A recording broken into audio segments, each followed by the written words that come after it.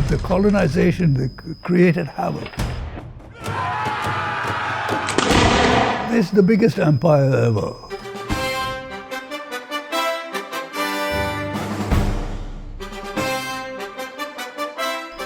And wherever they set their foot, it's been the cause of conflict and stuff. Look at it, what's happening now in the Middle East.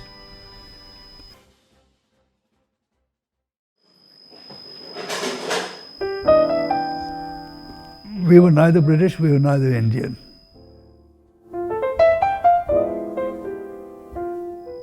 I was always aware of the fact that I was an Anglo-Indian. To be quite honest, we were neither European nor Indian.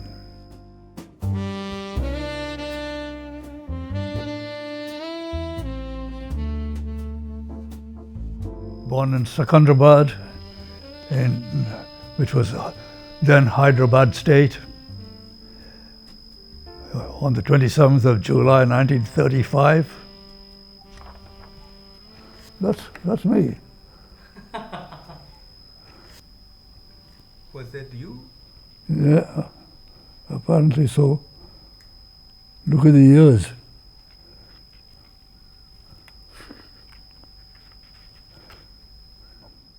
But I only lived there for 1 or 2 months. My father, in his job, was moved to the Nilgiri Hills in Tamil Nadu. And I spent the next 5 years of my life in the Nilgiri Hills. We lived in a small little town or village, you might say, called Tangasari in Kerala for 2.5 years. My younger brother and me. This was in Tangasari, Kerala.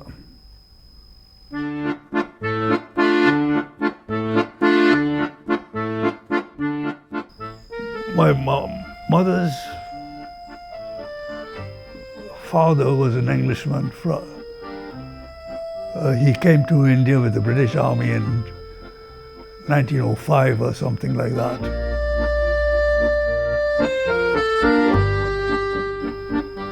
And took his discharge in India when he completed his time in the army, and continued to live in India for the next 40 odd years or something like that.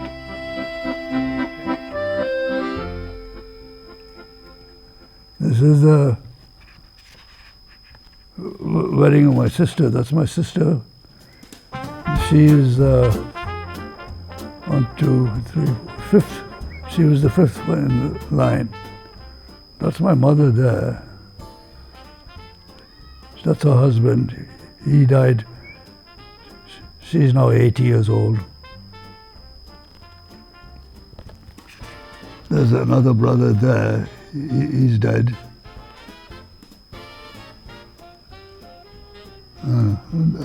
Yeah, that's me there, I think. This was somewhere in England. It's Quex Road, I think. I don't know. It's outside the Catholic Church there. My father's parent, one was a European and another an Anglo-Indian. My father was born in Bombay then, in those years, called Bombay.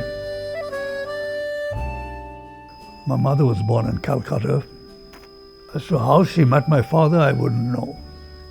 But anyhow, when they got together, they got married, and they had 8 children in all, in total. My mother had 8 children.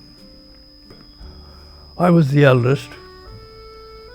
Not only was, I still am.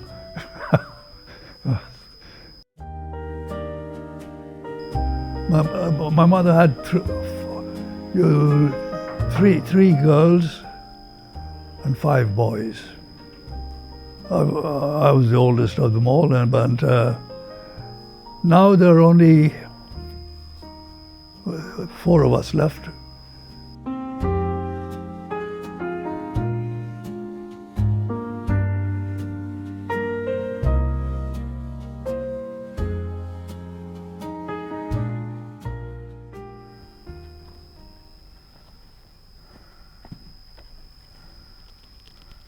This is all India. This is England, early years when we first came. This is in the 1960s. This was somewhere in England. This was in England, this was in India. No, that's my brother. Apparently we looked very much, the family could never see it, but strangers always mistook one for the other. We live very much more in the European style way of life because of the grandparents and things like that, you see. They were obviously very pro-European. I can't say that any member of our family really understood or absorbed much of the Indian culture. Because we lived under British rule, and everybody thought it was a wonderful thing to be British then. Though Anglo-Indians did get some favors out of the British, it did not go down well with the Indians. Because we got the fairly decent jobs, the middle, not top jobs, but neither the menial jobs. Mainly on the railways and the post and telegraph and the police. I'm perhaps the only rebel in the family that didn't quite hold those sort of views. That is probably why I'm back in India now.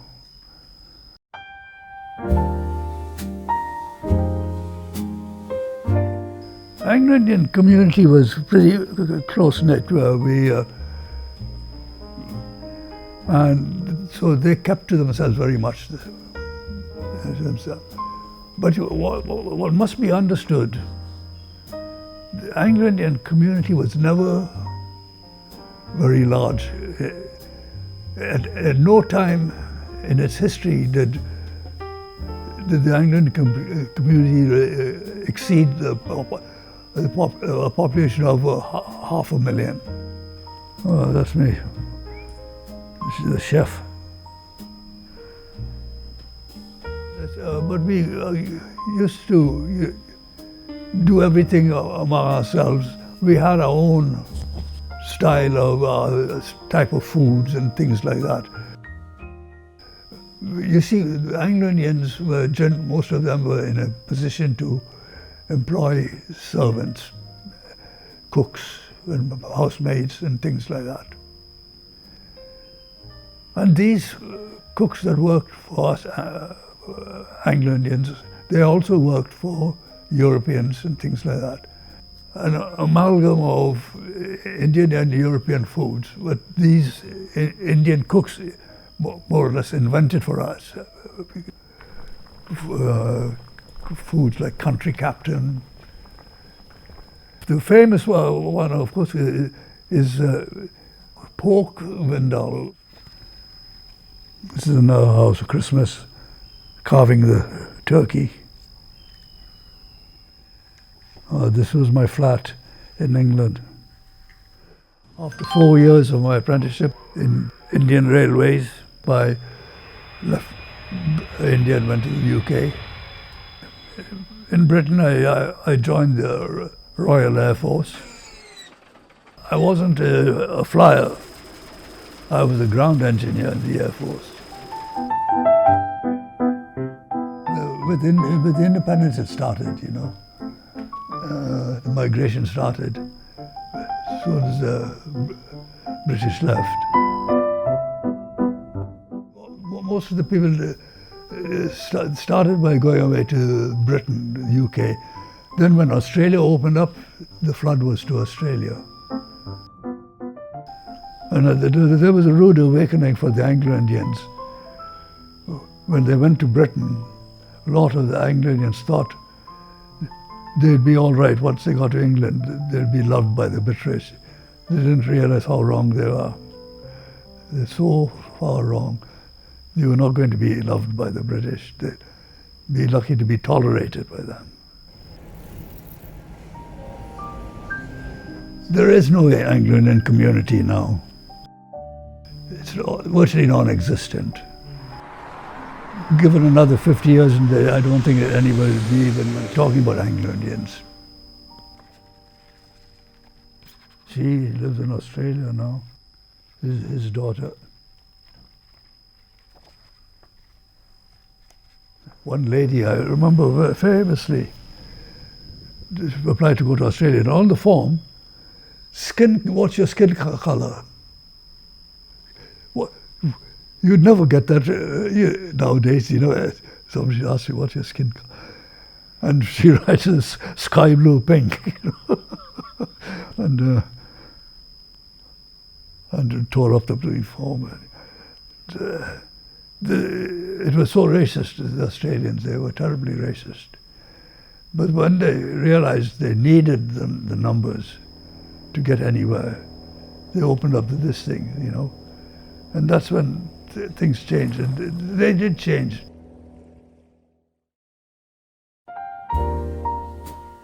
I was always aware of the fact that I was an Anglo-Indian. To be quite honest, we were neither European nor Indian. Over here, I'm not truly accepted as an Indian. They all think of me as a foreigner. But the thing is, don't misunderstand me. It doesn't upset me in any way. It's okay with me. If people want to think like that, it's all right. I don't mind.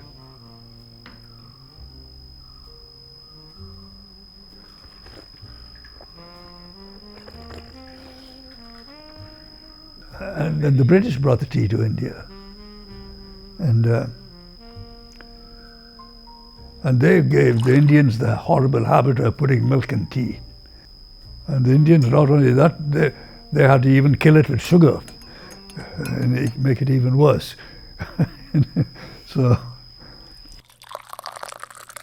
I did not taste green tea till late in my life, till I was an adult. I straight away fell in love with it. The very first time I had it was beautiful. I loved it. Yeah, they stole the tea from China and brought it to India, like they did with a lot of other things, like what they did with the rubber, took it from South America and gave it to Malaysia. But it's Malaysia now, which produces most of the world's rubber. With the colonization, they created havoc. It's the biggest empire ever.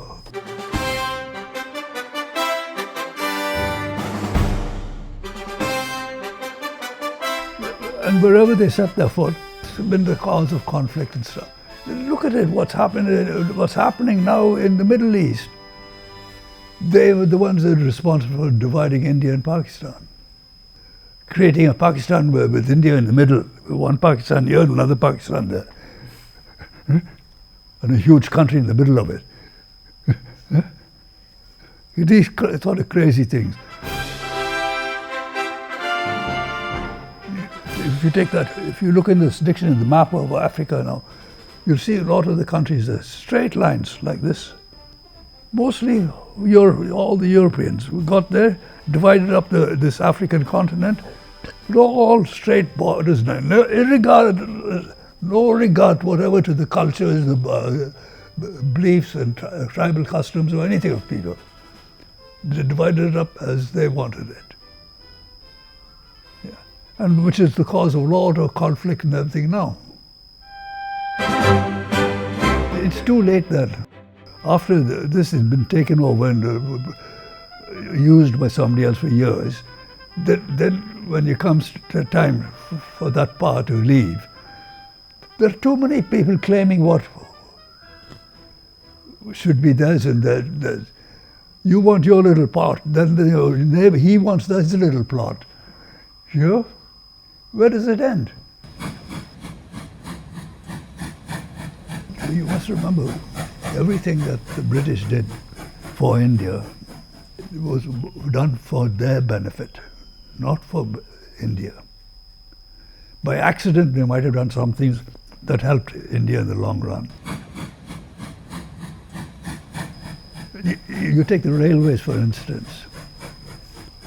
They didn't do it to help the transportation in India and all this. They did it for their personal business, their wealth, to move things around. And it was all individual British companies. It was all businessmen that needed these railways. They didn't have sufficient money. And you won't believe it, but they got money from the London Stock Exchange for their projects over here in India to build the railways. Somehow they convinced the British investor of the things, the profits that could be made, one thing and another, and they invested to build the railways here in India. And it was only for the benefit of these English people here. It was never intended to help India or anything like that.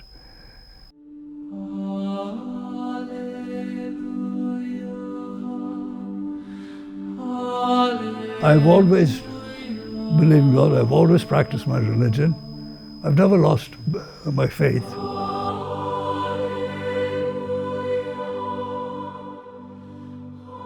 I try to practice what is preached in church. A lot of the education started with the missions, the Christian missions. Up to your high school and things like that, what were the leading schools? Here in South India, they were all Catholic schools. And a whole load in St. Bede's and Loyola College and all this in Chennai and all this. They became, now they're all national colleges and things like that. But it was all from the missionaries, Christian missionaries. You take the Europeans, the British especially. It was mainly British that colonized the United States and controlled the cotton belt and the black population, the slaves from Africa and all this. And it was forbidden for any black person to get educated. If anything, they would have been happy to keep everybody ignorant.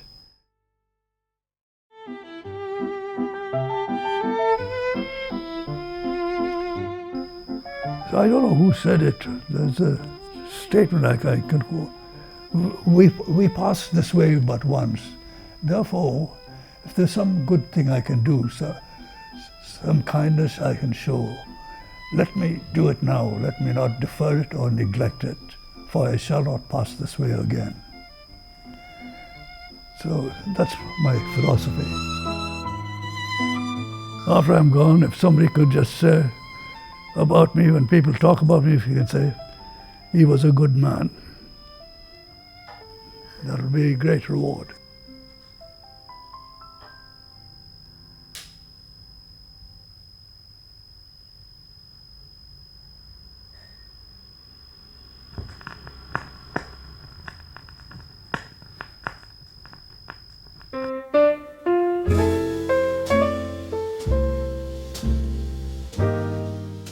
I'm very much a jazz fan.